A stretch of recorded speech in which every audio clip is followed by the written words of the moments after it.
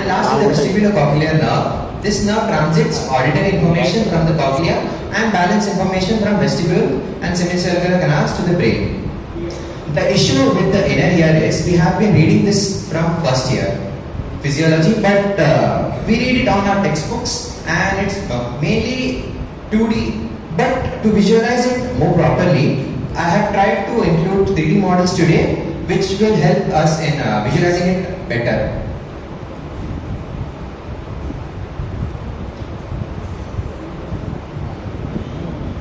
So this is the external ear, middle ear and inner ear. And the external ear and middle ear we covered last week, and today we'll be focusing on the inner ear. Now this is the actual orientation of inner ear inside our head, and let's try to find out the better by removing the surrounding structures of it. And this is the inner ear, which includes the cochlea and vestibule. Now let's focus on the orientation of it. Wait, let me turn the lights off so it will be more clear.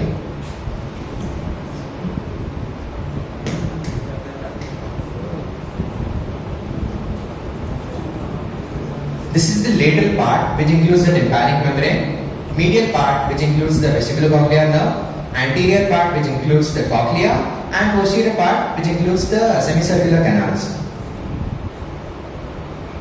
Now let's talk about the semicircular canals. This is lateral semicircular canal. This is the posterior semicircular canal, and this is the superior semicircular canal. All of these are connected to the vestibule. Each semicircular canals have 2 openings, but if we count all of these like 3 into 2, it should be 6 openings, right? But right here we have only 5 openings to the vestibule, because superior and posterior semicircular canal open into vestibule through common crus. And one more, I would like to label one more structure, which is the vestibulocochlear nerve. Now let's talk about the cochlea. Cochlea is a spiral shaped organ which have 2 to 2.75 turns, and it is turns around the pyramid of bone called modulus, and it contains 3 compartments: scala vestibuli, scala media, and scala tympani. Now let's redirect to the 3D models for better visualization. This is the cochlea, which we see here, right? Inside the ear, it is present like this. You may think that it's a 2D structure, but it's not. I'll try to fix it so you can look better. The apex is called as helicotrema, and this is called as spiral cochlea. This area is known as cochlea, and this area is the round window. This area represents the oval window. This area represents the lateral semicircular canal, superior semicircular canal, posterior semicircular canal, and this area is the common crus. While these 2 structures include, this is the utricle, and this structure represents the saccule. Now we would like to visualize what is inside it. Just imagine that we have cut this structure through a very sharp knife. So the structure which will be produced will be similar to this. This is the cochlea which is cut. It's a cross section of cochlea. And now if we zoom into it, we see the inner ear structures inside the cochlea, which is scala vestibuli, scala media, and scala tympani. We would like to focus more on scala media. Its lateral wall is formed by stria vesicularis, and its roof is formed by Reissner's membrane. Its base is formed by basilar membrane. And let's zoom in more inside it. Here it represents the inner hair cells. Let me fix it. This is the inner hair cells, and these are the outer hair cells. Outer hair cells have supporting structures as well, pharyngeal cells, and the hair cells exactly are called as stereocilia. Now this is the outer spiral sulcus, and I'll move to the inner spiral sulcus. This area in the whole, which is the scala media, contains the organ of Corti, which is actually involved in hearing. We will talk later about the physiology of it. I'll show you the structures. Basilar membrane, and here arises the cochlear nerve, and this goes through spiral ganglia, and it goes through the cochlear nerve, and it extends to the vestibulocochlear nerve, which goes to the brain.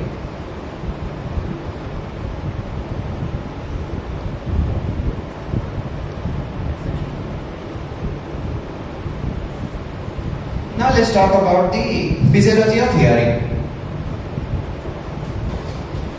Any vibrating object that causes waves of compression and rarefaction is capable of producing sound. Sound travels to air by means of compressions and rarefactions. And sound travels in water as well, and water and solids faster than air, and normal speed of sound at sea level is around 345 millisecond meters per second. And let's talk more about the auditory pathway. Sound from the environment goes to the pinna, external auditory canal, and tympanic membrane, and it leads to the ear ossicles, which is malleus, incus, stapes, and these three have the function of conducting and amplifying the sound wave, because we know that if we have a water surface here, and if sound is coming from above, 99% of the sound waves is lost and only 1% is reflected back.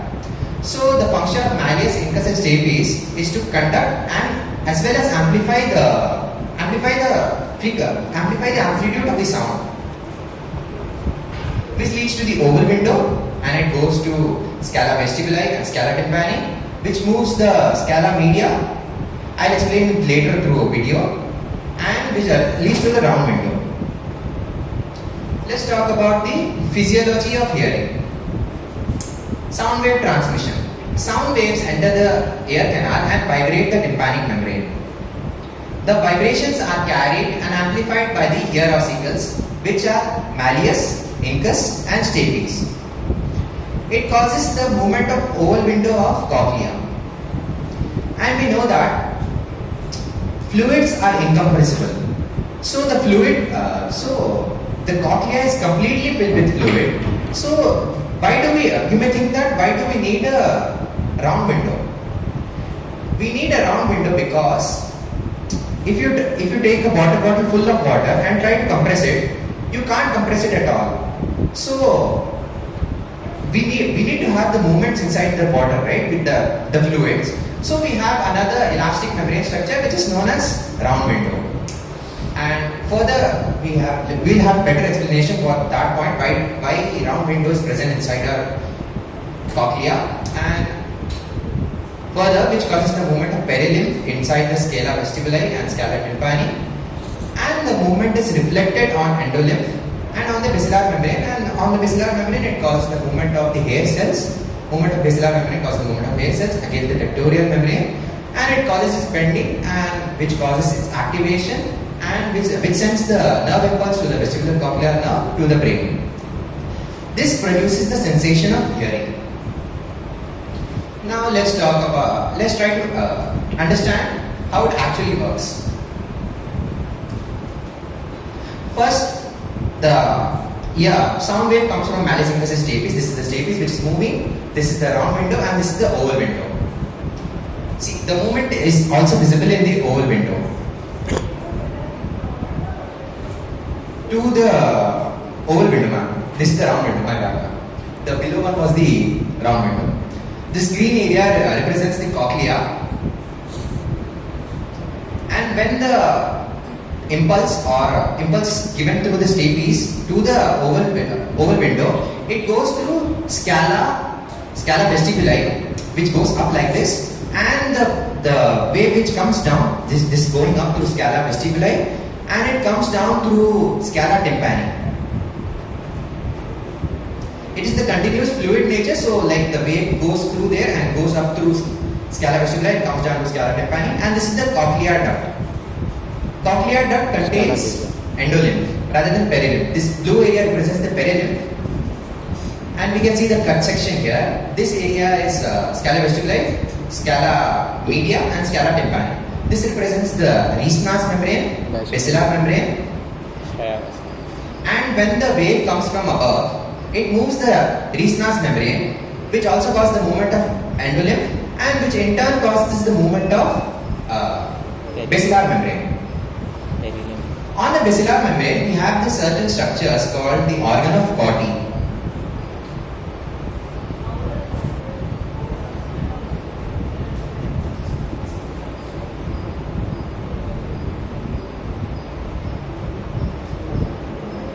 Yes, ma'am?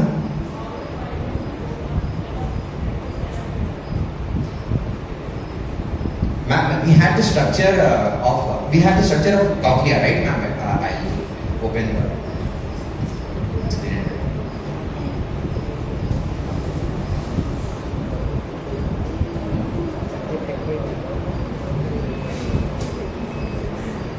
Ma'am, scala vestibuli is like when the impulse comes to the oval window, it goes through scala vestibuli, which goes like this. And the one moving towards the upward is the scala vestibuli, and it goes through the apex and reaches the helicotrema, where scala vestibuli and scala tympani meets, and the nerve impulse which comes back, so not the nerve impulse, the impulse of the wave which comes back is through scala tympani. Like this, it goes through scala vestibuli, and here it comes back through scala tympani. And between those two structures, we have the structure called the cochlear duct.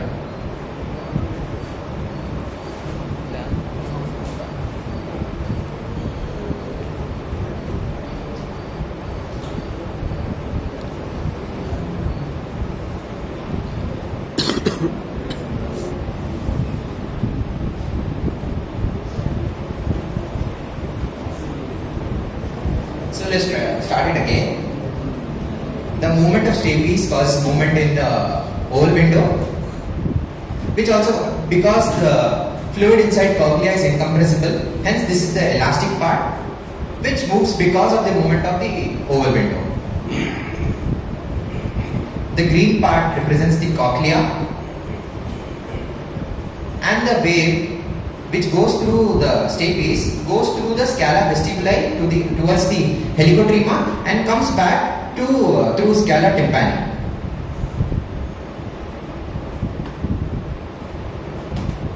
The one going up is through scala vestibuli, and the one who's coming back is through scala tympani. And here we can see the cross section. This blue area represents the perilymph, and the pink area represents the endolymph. Endolymph contains this is the scala media area which contains the endolymph. Hence we have seen that the wave comes from the above, it moves the Reissner's membrane. The wave will come from above and it will move the Reissner's membrane, and it will cause movement in endolymph, and hence it will also cause movement in the basilar's membrane. Basilar membrane contains an organ which is called as organ of Corti, which helps in hearing. Here we can see that because of the movement of endolymph, it causes the movement of basilar membrane, and we have the hair cells here which are in very close proximity to the tectorial membrane. Here we can see that these are the hair cells, and this is the tectorial membrane. And when the movement comes from above, and it causes the movement of the hair cells which are present on the organ of Corti, and this movement causes the bending of the hair cells, which causes the activation of the nerves, and this carries this nerve impulse to the vestibulocochlear nerve to the brain, which causes the sensation of hearing. And the basilar membrane, I'd like to explain that Visceral membrane is not same all throughout the cochlea, because it is thicker and around the base and thinner around the apex, which means that higher frequency sounds will be heard near the base and the lower frequency sound will be heard at the apex. For example, this area will represent the sound of a flute, but this area will represent the sound of a drum.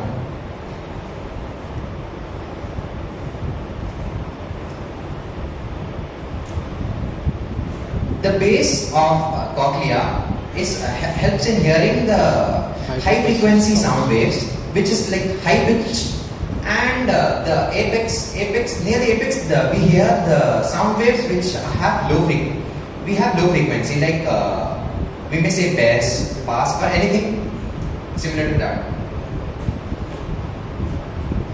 Now let's talk about the physiology of balancing.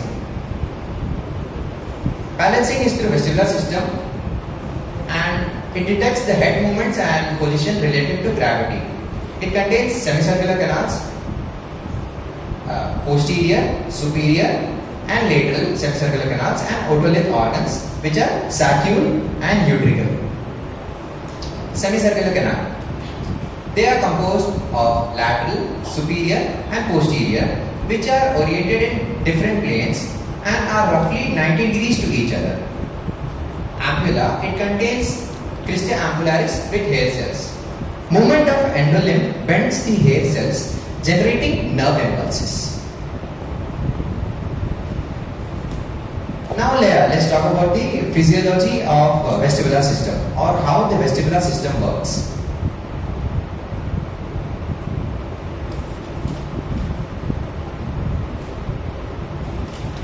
We have seen the three semicircular canals inside the ear, represented here, which is the superior, posterior and lateral semicircular canal.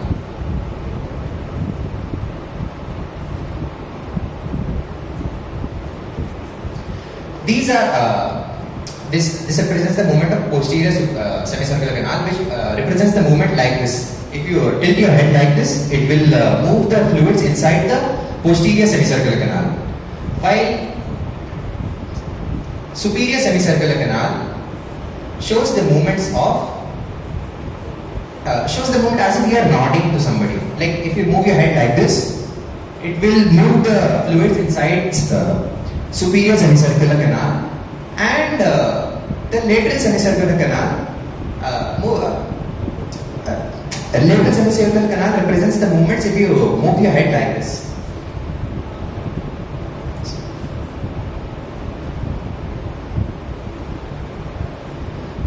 This is possible because we have cristae. On both of the ends of the semicircular canals, we have this like this structure, which is kind of looks a bit inflamed or like bigger. These are called as ampulla. And it contains hair cells, which is enclosed inside a gel-like fluid called cupula. And when there is movement inside this ampulla, because of the inertia, the fluid, for example, if I tilt my head like this, there will be inertia of fluid and it won't immediately stop. So this will cause the movement of cupula like this, which will cause the hair cells to detect the movement. And these are the cristae ampullaris, which is used to find out the orientation of head. And next we'll talk about the saccule and utricle, which are the otolith organs. Saccule and utricles are the otolith organs, and they detect linear movements and head position. They contain maculae with hair cells embedded with gel-like substance with otoliths. These are called otoliths, and these are mainly made up of calcium carbonate, and we'll understand better from the further slides.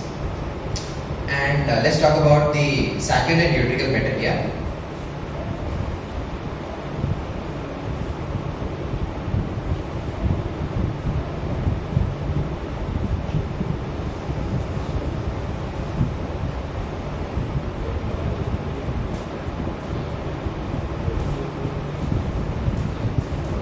It again represents the semicircular canals, which is superior, lateral and posterior semicircular canal. Here it shows that nodding movements activates the superior semicircular canal, and towards the shoulders activates the posterior semicircular canal, and it contains the fluid called endolymph, and the area which it marks it ampulla, which contains the cupula inside it with the hair cells. When I am moving my head like this, it activates the lateral semicircular canal, and it activates the ends of the lateral semicircular canal. Here we can see the movement. Because of the inertia of the fluid, it activates the hair cells, and both of the ears are mirror images of each other. So if I bending towards the talus cilium is called excitation, and away is called inhibition. So if I move my head towards the right, it will be excitation on the one side and inhibition on the another side. Now let's talk about the saccule and utricle. The vertically arranged is called the saccule, and the horizontal one is called as utricle. These have the gel-like structure and the otoliths, which is made up of calcium carbonate. Same with saccule.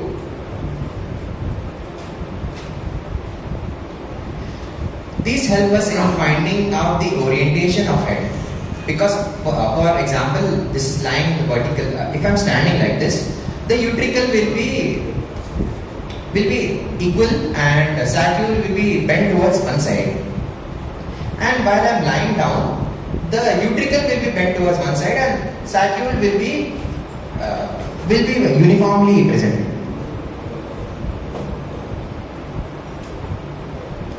It also helps in finding out the changes in acceleration or deceleration. For example, if I am sitting inside a car, they will, if the car accelerates fast, there will be sensation in the utricle because of the acceleration, because of the same inertia of the fluid inside it. It will bend the hair cells, and meanwhile, after some time, the whole tissues will adjust to the acceleration and it will get back to the original position. And meanwhile, saccule is excited when we go to lifts. If it goes up and down quickly, we find the acceleration. We can feel the acceleration inside the lift because of the vertical acceleration, which is detected by saccule. Now let's talk about some of the common diseases of inner ear. Meniere's disease, characterized by episodes of vertigo, hearing loss, tinnitus, and a feeling of fullness in the ear. Labyrinthitis, inflammation of inner ear labyrinth, often causing vertigo and hearing loss. And otosclerosis, abnormal bone growth in the middle ear that can affect inner ear. Otosclerosis is actually a disease of middle ear, but it affects the stapes, hence it can hinder the movements at the area of oval window. Because of otosclerosis, it can cause hearing loss because it prevents the adequate movement which is traveled from malleus, incus and stapes, and stapes it is attached to the oval window. Otosclerosis causes the problem in that area. And acoustic neuroma, a benign tumor on the vestibular nerve causing hearing loss, tinnitus and balancing issues. Among all these diseases, I would like to show a small model on Meniere's disease. Here the blue area represents the perilymph and the green area represents the endolymph.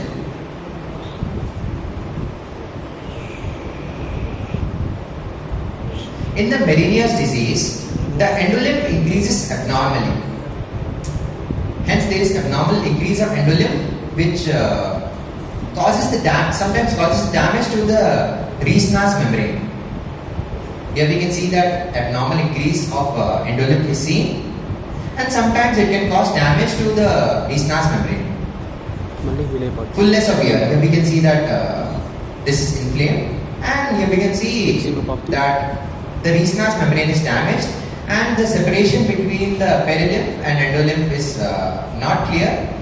This is the time when we will have the diseases like vertigo and dizziness. And eventually the Reisner's membrane forms again, and the things become normal when the perilymph and endolymph are separated again, and hence it can function normally. There are certain measures to prevent Meniere's disease, which is endolymphatic sac and endolymphatic duct, which is the surgical approach in which the bone is extracted from the endolymphatic sac, and we will add a drainage to it because it has excess of fluid. Hence, if we remove the excess fluid from it, it can cause relieve the symptoms of it. There is another procedure in which the endolymphatic duct is extracted and we add a clip to it.